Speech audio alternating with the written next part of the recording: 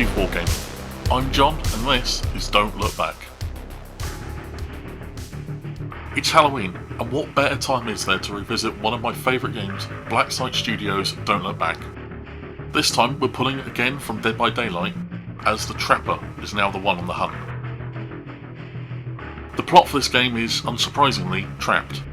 One survivor is caught in a bear trap and needs to be rescued. However, even after being rescued, they still need help to be able to make it off the board. But that isn't all, as the Trapper has littered the board with more bear traps. The survivors for this game are as follows. Ranger Sandy, who has good awareness and can help protect the others from the Trapper. Holden Gibson, his shotgun can do some serious damage to the killer. Max, the Abs, is able to defend himself and knock back the killer with his baseball bat. Denise DeGraw can slip away from the Trapper if he gets a bit too close. And finally, Alice Grace is the unfortunate survivor stuck in the bear trap. The killer for this game is the Trapper. His MO is stalking, meaning he'll go for the most isolated survivor when possible. He's mutilated, making him extra tough and he can hurt multiple survivors at the same time. Finally, his two traits are patient, letting him ignore supporting characters, and violent, meaning he will cause massive 4 injuries per attack.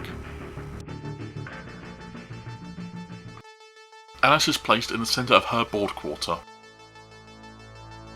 while the other survivors are placed on the far edge of the far corner. There are 4 fright tokens at first, in the centre of each board quarter, and turn 1 can now begin. On turn 1, the fright tokens are only rolled for on the roll of a 10. A 7 fails, so a new token is spawned in the middle of the board. The survivors make a start towards Alice. Sandy uses the It's Nothing See action to try and remove the nearest fright token. She succeeds in her awareness roll, but the roll on the token would have been a disaster if it weren't for the action allowing her to subtract 1 from the result. The token instead moves closer to the group. She follows up by moving up. Holden activates next, gaining a point of terror for being within 4 inches of the fright token. He also performs the It's Nothing See action, but he fails. He too moves forward. Max now gains a point of terror, then tries to remove the token. He succeeds in the awareness roll, and thanks to the -1 for the fright token roll, is able to remove the token from the board.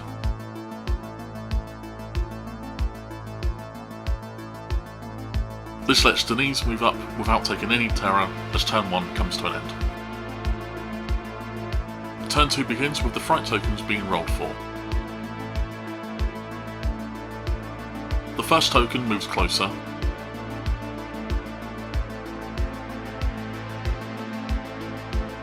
while the second token is removed. The third, however, summons the Trapper. According to his MO, he is deployed 6 inches away from the survivor, furthest away from the centre of the board quarter that the survivors started in. Ignoring Alice, this makes Denise the unfortunate victim. However, before he charges in, the final token also moves.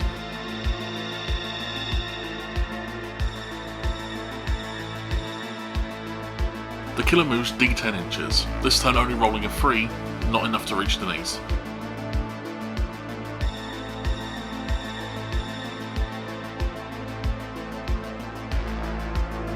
Sandy activates first and fires her service pistol at the Trapper,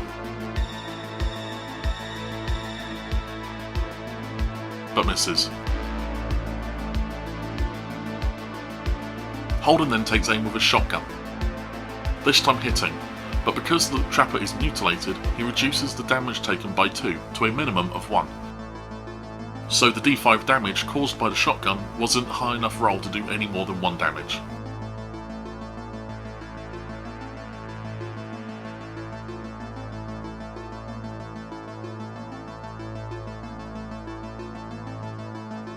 Max moves next.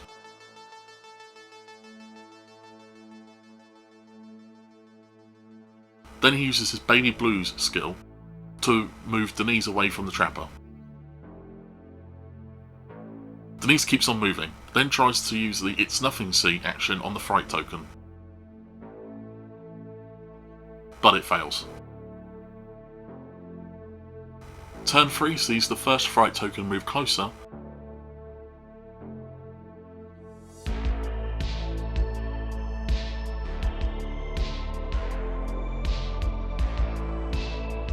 while the second one causes the killer to redeploy.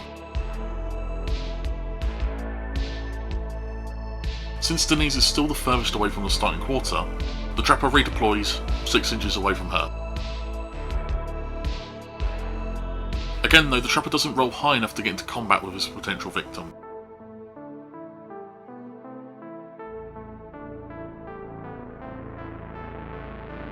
Sandy moves up and fires her service pistol again, but like before, the shot misses. Holden fires the shotgun again, and like before, only does 1 damage.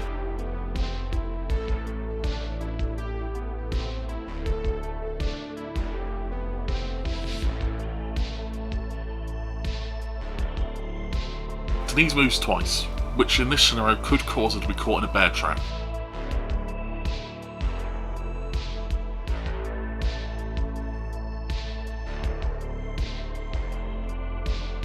But she's in luck, no traps here.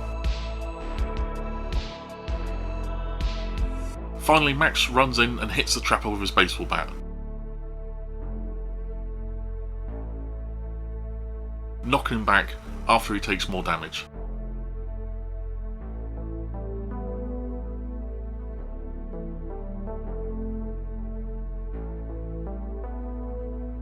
Turn 4 and the fright token isn't rolled for, instead causing a new token to be placed in the centre of the board.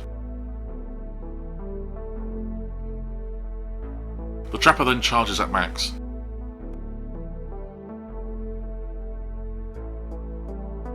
But he misses his attack. Sandy performs the "It's Nothing, see" action.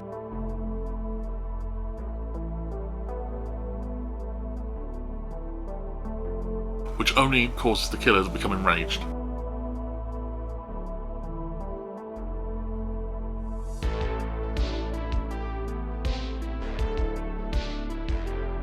Max uses the concentrate action, making his next attack easier to hit.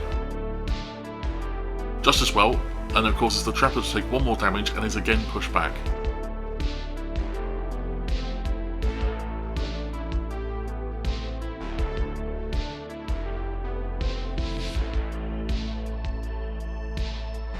Holden moves up and takes a breath to remove the point of terror.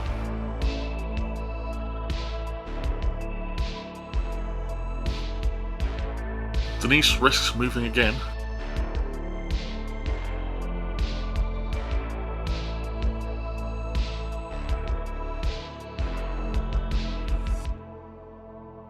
And her luck holds out, avoiding any bear traps.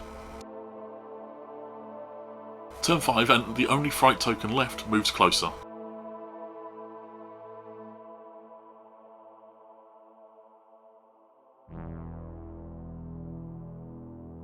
The trapper again charges at Max.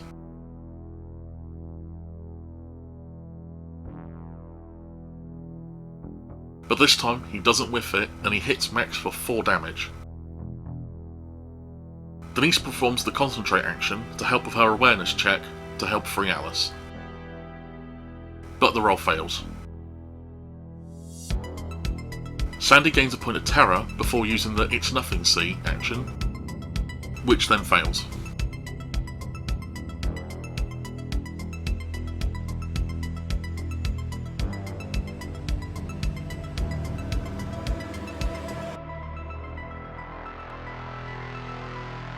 Holden also gains a point of terror before using the "It's Nothing, see" action.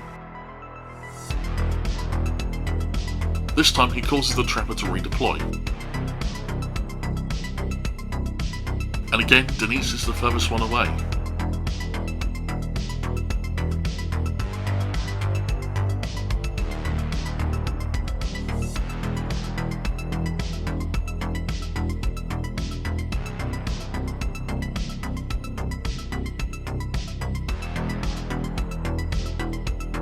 Freed to move up and no doubt relieved, Max is able to move twice.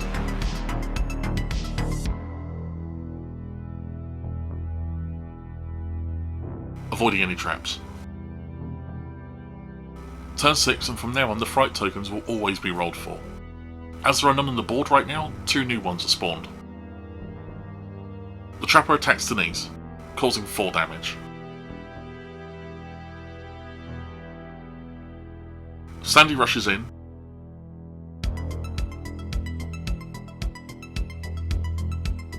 and with a higher awareness is able to free Alice. Alice will now act as any other survivor, but suffers a -2 inches to her movement unless she is within 2 inches of another survivor, in which case she only suffers -1 inch movement. She takes no time at all to move twice.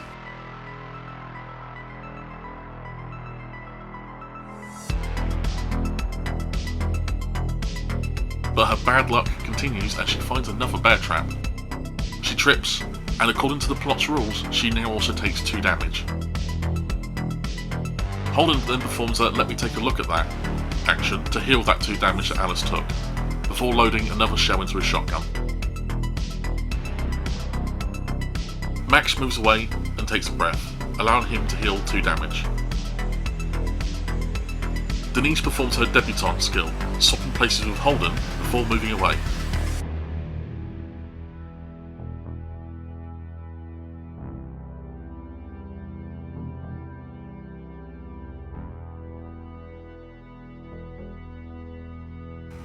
Turn 7 and both fright tokens move closer.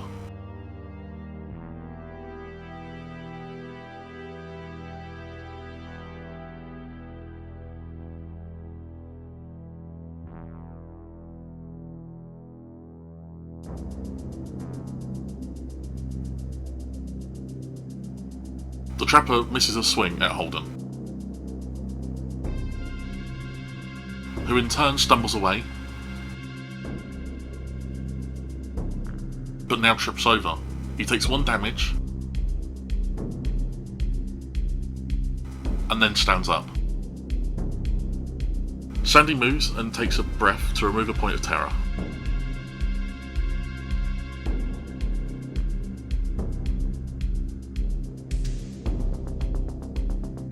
Alice also stands up and moves.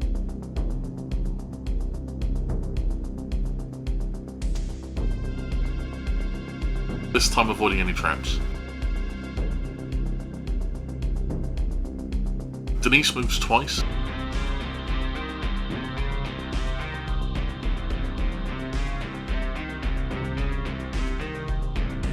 But steps on a bear trap herself, tripping and taking 2 more damage. Max moves up and uses his baby blues to help move Alice.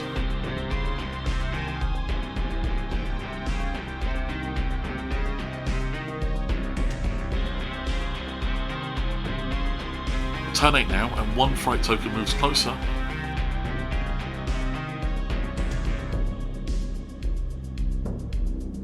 While the other is removed.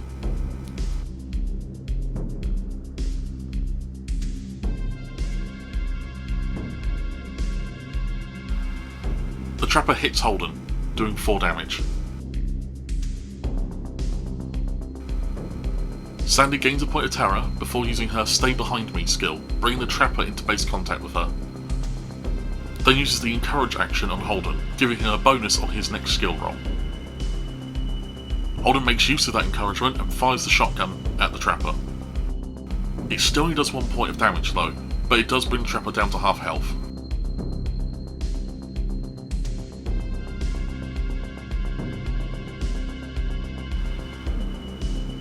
Alice moves twice.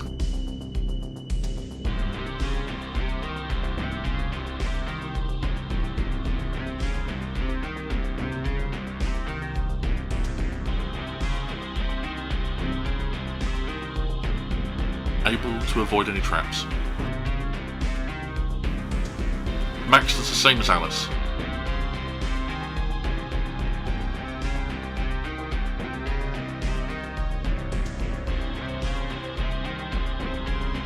Also avoiding any bad traps. Whilst Denise stands up and moves. This is where I decide to call the game. There is no way for the trapper to prevent Alice from leaving the table in the next turn, which was the only objective for either side. The survivors win and live to tell the tale of the trapper. This game felt a little one-sided. The trapper just wasn't the oppressive force that the previous killers have felt like. Perhaps I needed to increase the difficulty for the next game. But again, this was another fun scenario. I enjoyed the bear traps. It really meant the survivors had to take things slower than usual and fit the theme of the trapper from Dead by Daylight. So I missed a video earlier in the month. A combination of starting a new job and being ill the weekend that I'd usually film meant that I just couldn't get the video done in time. This video, too, is also late, but I felt releasing this video on Halloween just felt more thematically appropriate.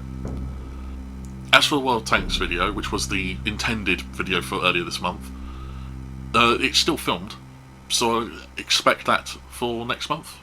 But as usual, any changes will be mentioned first on my Instagram, link in the description. Until then, thank you all very much for watching, have a happy Halloween, and take care.